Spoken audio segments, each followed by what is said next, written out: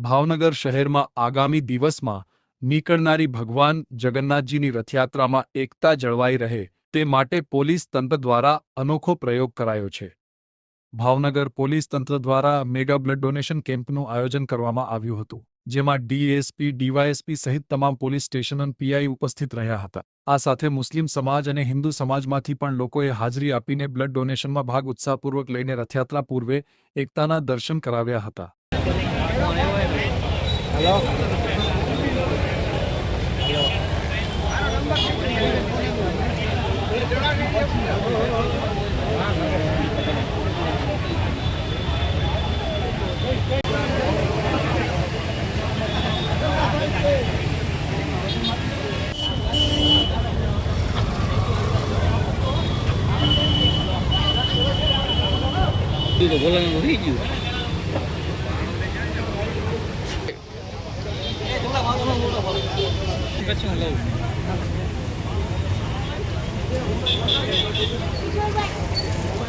આજરોજ જે છે 16 જુલાઈએ 41મી રથયાત્રા છે ભાવનગરમાં।